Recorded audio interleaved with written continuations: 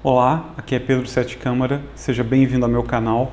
Nesse vídeo eu vou falar sobre duplos miméticos.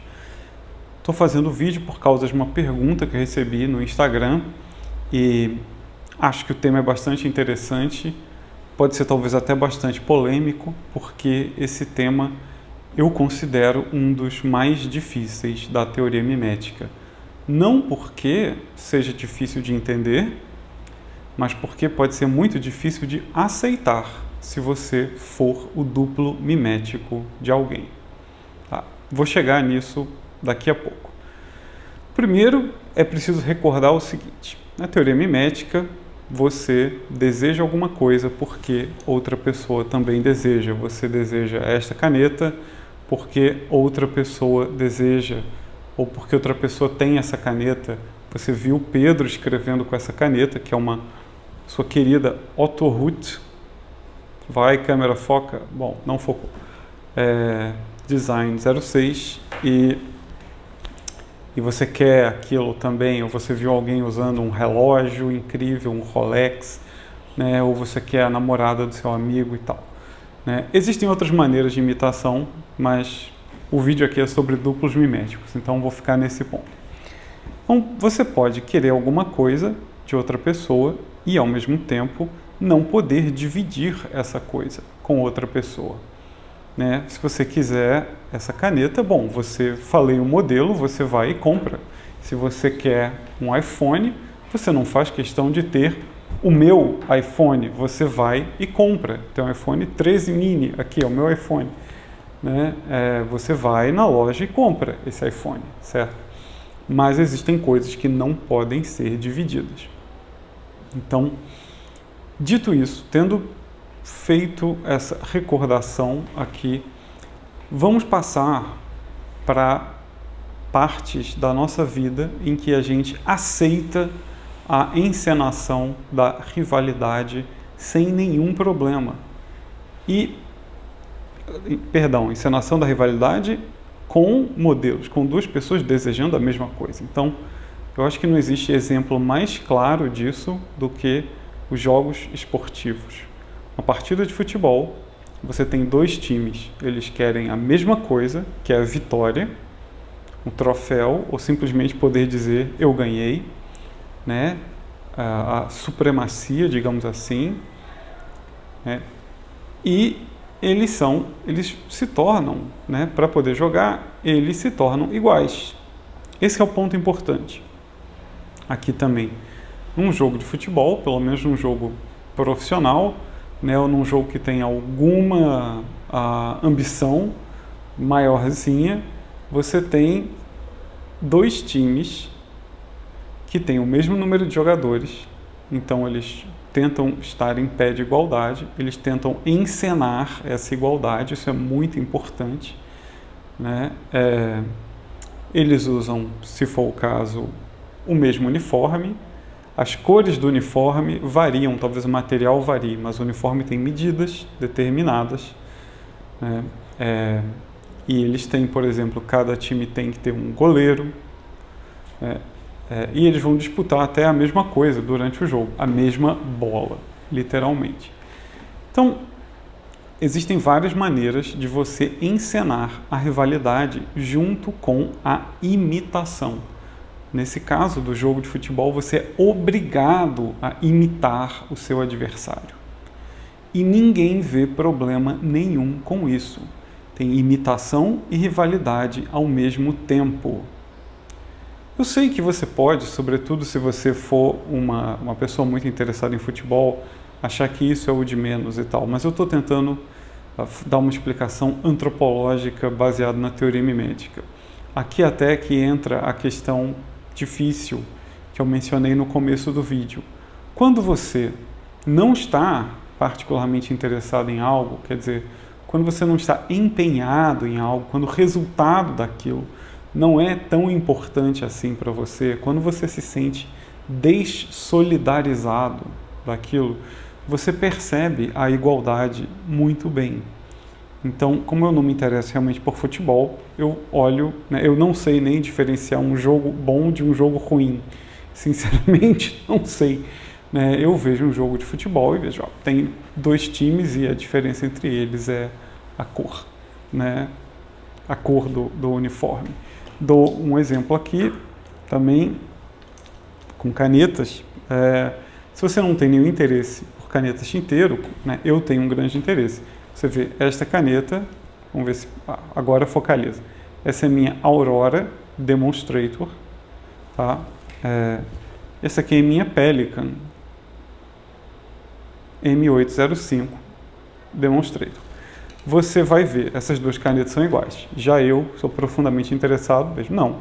É claro que eu vejo que elas têm o mesmo modelo, a mesma proposta, são canetas de plástico transparente, mas a minha atenção vai imediatamente para as diferenças entre elas, que para mim são gritantes, mas para você que não tem nenhum interesse, né, são mínimas, talvez desprezíveis, talvez até meio cômicas, tá?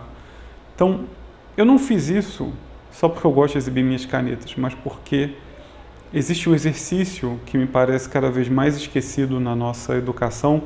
Eu digo isso não porque eu acompanho a educação, mas porque eu tendo a acompanhar textos que são publicados, né? Mas existe um exercício cada vez mais raro, que é de você conseguir se colocar do ponto de vista de outra pessoa.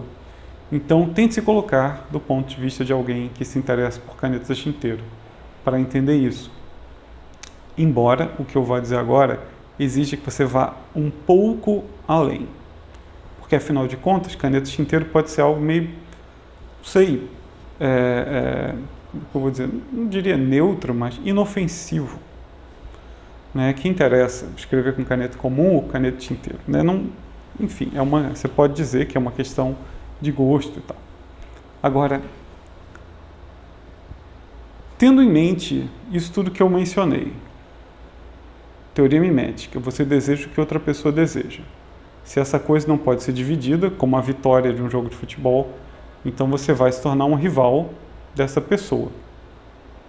Se você está muito empenhado na disputa, você está atento para as diferenças. E se você não está empenhado, você tende a notar as semelhanças. Então, tendo em mente tudo isso, agora eu posso explicar o que é um duplo mimético. A questão é simples de explicar, mas veja como pode ser difícil de aceitar, né? Imagine que você deseja a mesma coisa que alguém, então você tem um modelo na teoria mimética, é isso que nós diríamos, né? E você não quer admitir que você tem esse modelo, você quer esconder a sua imitação.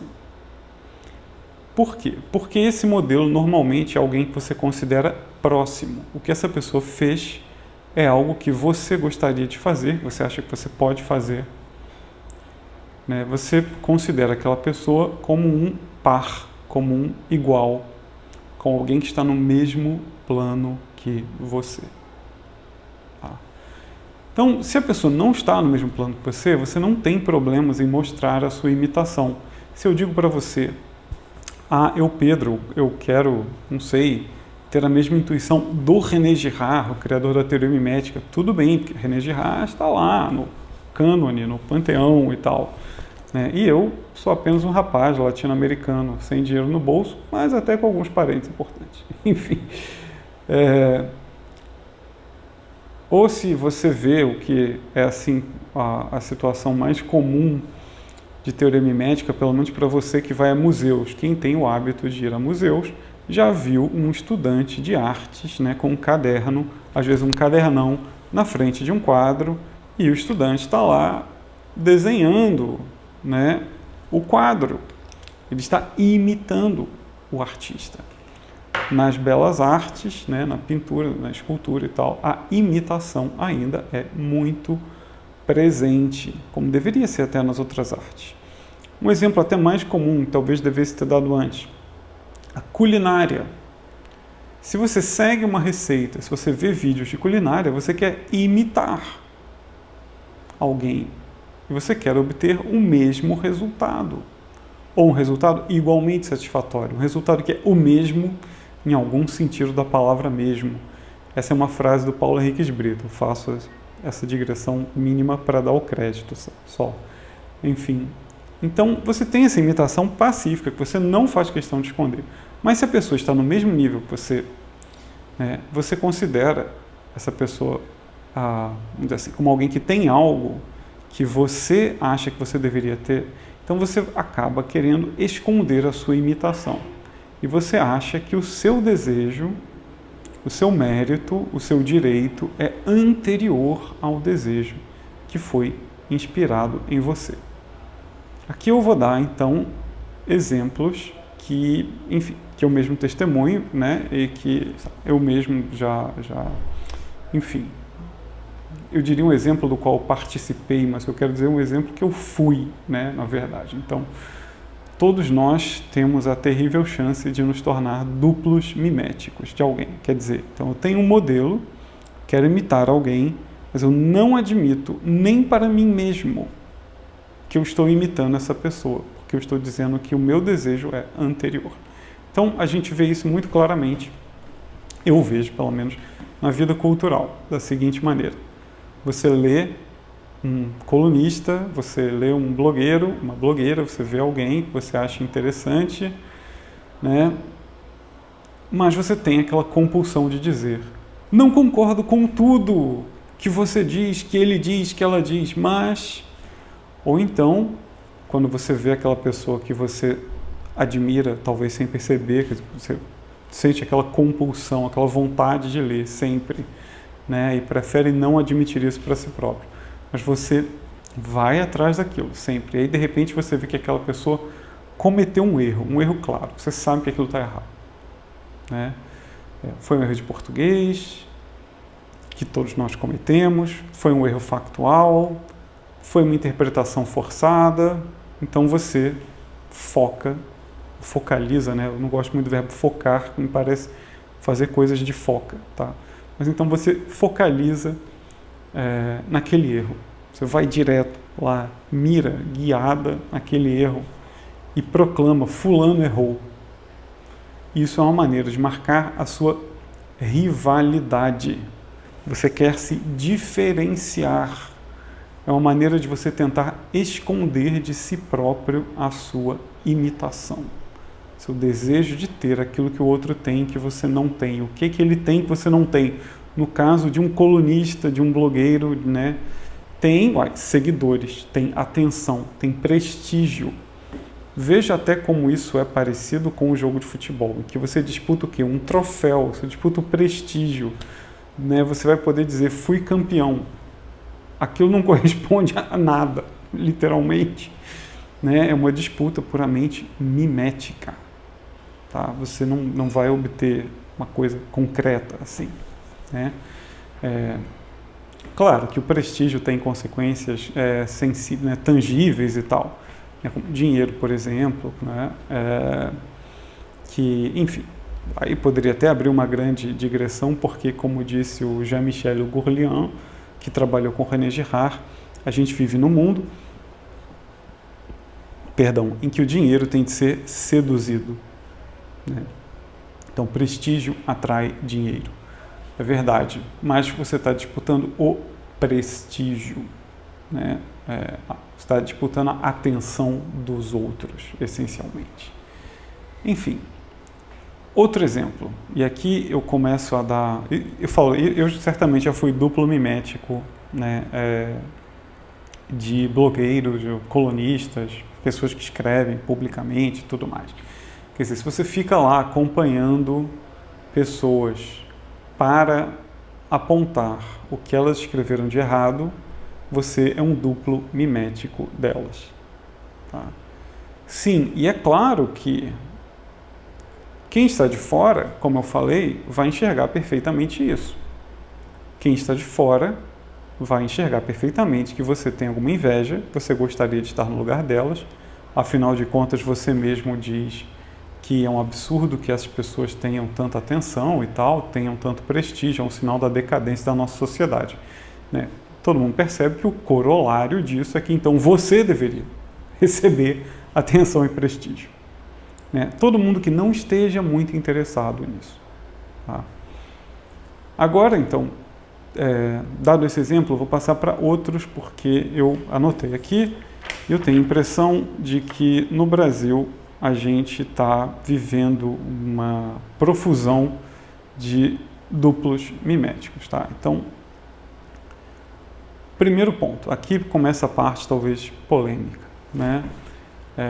Eu acredito que o anti-olavismo, né, as pessoas que estão dedicadas a escrever contra o Olavo de Carvalho até hoje, são duplos miméticos do Olavo. Quer dizer, leem tudo, leram tudo, absorveram, fazem questão de deixar claro que mergulharam naquilo somente para condenar Olavo de Carvalho e ainda acabam, né, imitando, sem perceber, né, o seu estilo, a sua mordacidade, a sua causticidade.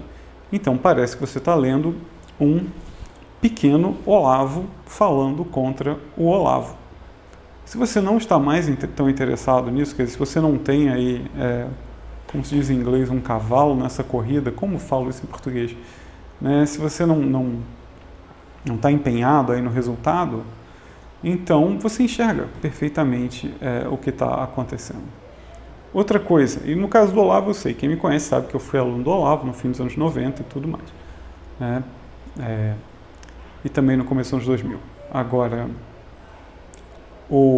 mais ainda, outra coisa que me chama muito a atenção, e é uma coisa que eu vou dizer, talvez seja tão polêmica que eu devesse, na verdade, fazer um vídeo de 15 horas até chegar nesse ponto.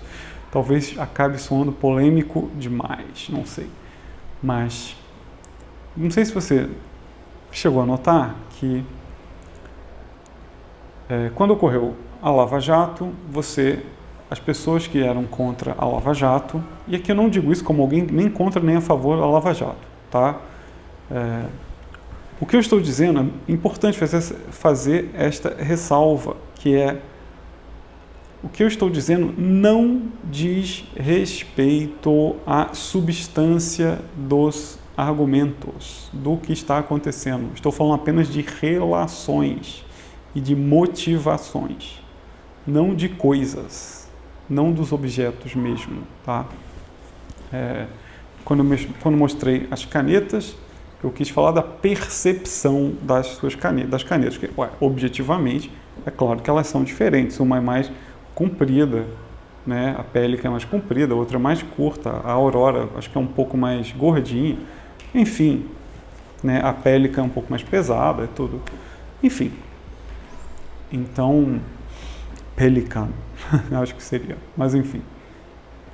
Então não estou falando da substância dos argumentos, não me interessa se os argumentos são verdadeiros ou falsos, isto é indiferente para o que eu vou dizer agora. Tá? Não faz diferença mesmo. Então, não sei se você notou que o juiz Sérgio Moro, atual senador, eu acho, era acusado justamente de passar por cima da lei, extrapolar o seu papel, de que os processos de que ele cuidava, né, eram processos viciados porque ele extrapolava o seu papel. O que eu estou dizendo acho que não é muito polêmico em si, mas, quer dizer, mesmo que você seja a pessoa mais a favor da Lava Jato, Sérgio Moro, você deve concordar que a acusação dirigida a ele era essa. Hoje em dia, nós temos um ministro do STF, Alexandre de Moraes, acho que sim, que ouve, né, ou a quem se dirige a mesma acusação. Ele ultrapassa suas competências. E o Sérgio Moro ia atrás, né, de políticos vistos como de esquerda e Alexandre de Moraes vai atrás de políticos vistos como de direita. Então à distância, eu que acompanho quase nada a política, tá? Tudo que eu tenho a dizer é basicamente o que eu estou dizendo aqui agora, tá? Eu me pergunto, Alexandre de Moraes é um duplo mimético de Sérgio Moro? Ele quer ser o super Sérgio Moro? Assim como num jogo de futebol, se eu faço um gol contra você, você tem de fazer 2 para me vencer. Né? Você tem de dobrar, você tem de aumentar a carga sempre nessa imitação. Essa imitação é sempre com juros. Tá? Então eu me pergunto, será que isso não está acontecendo? Né? Outra coisa que eu observo, e eu não vou dizer que eu sinta qualquer alegria ao observar isso, na verdade eu vejo isso com consternação, com pesar mesmo, mas na nossa vida cultural me parece que quando a direita ganhou mais prestígio, né, quando foi capaz de eleger um presidente e tudo, como Bolsonaro e tal, a direita parecia caricata, porque, obviamente, era um duplo mimético da esquerda. A direita imagina que, por exemplo, tudo na esquerda é doutrinação, né? Não existe alguma neutralidade, uma coisa desinteressada, né? Vamos dizer, na escola, na universidade e tal. Então, a direita começa a criar coisas que são super interessadas, que são super doutrinadoras, de propósito. Ela enxerga o que está acontecendo como guerra cultural, né, rivalidade, portanto, né, e se coloca como super rival. Então, a gente vê isso acontece.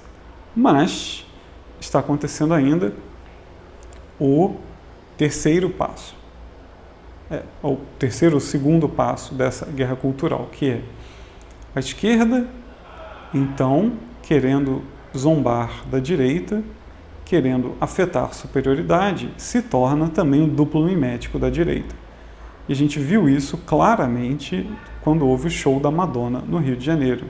Quer dizer, a esquerda hoje está tão obcecada com a ideia de que o Brasil vai se tornar uma teocracia evangélica que viu o show da Madonna na praia de Copacabana, né, com a sua exibição sexual e tal, como um grande ato anti-evangélico. Eu me lembro que algum colunista, eu escrevi na época, né, mas algum colunista chegou a falar daquilo como uma purificação, que é um linguajar religioso até. Então, contra a religião, você começa a usar um linguajar religioso.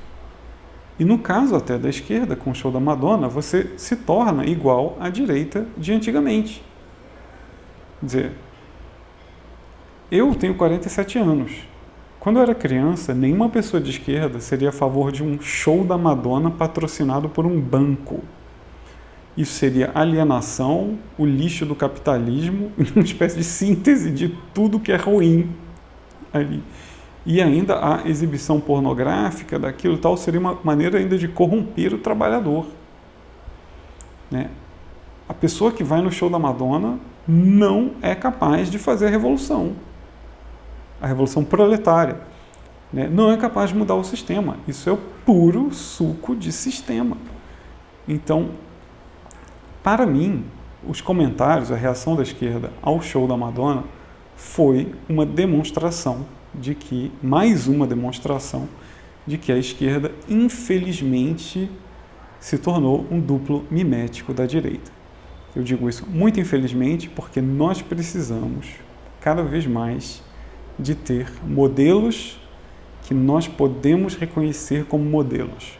Nós podemos admirar claramente, nós podemos querer imitar claramente. Porque eu sei que algumas pessoas, ao ver esse vídeo, vão ficar preocupados. Meu Deus, como eu faço para não ser um duplo mimético? A resposta é simples de enunciar, difícil de praticar, que é admitir que os seus modelos são modelos, admitir que você os imita. Quanto mais consciência você tiver da sua imitação, de que você deseja o que eles têm, porque agora até digo, por que existe uma esquerda anti-Olavo e tal, uma esquerda que está aí na internet, ou até defendendo o show da Madonna? Porque veem que a direita, Olavo de Carvalho, conseguiu extremo prestígio por causa da internet. O que eles querem? Prestígio também. Né? Então, mas como você vai não ser um duplo? Admitindo isso. Eu quero aquilo, fulano fez tal coisa muito bem. Fez bem por quê? Fez bem porque conseguiu o que eu gostaria de ter. Né? Como eu vou fazer? Então, para ter isso, vou imitar essa pessoa. Claramente, não tenha medo da imitação. Pense na pessoa que faz uma receita e ao imitar uma receita, ela acaba descobrindo algum toque, alguma coisa dela. Pense no estudante de artes que, sendo capaz de imitar Van Gogh, Monet, Portinari, sei lá, acaba desenvolvendo um estilo próprio porque ele percebe quais foram os problemas que esses mestres enfrentaram. Ele acaba pensando, bom, acho que eu tenho outra maneira de enfrentar esse problema. Então, fico por aqui e espero que a gente volte para falar mais da teoria mimética. Muito obrigado.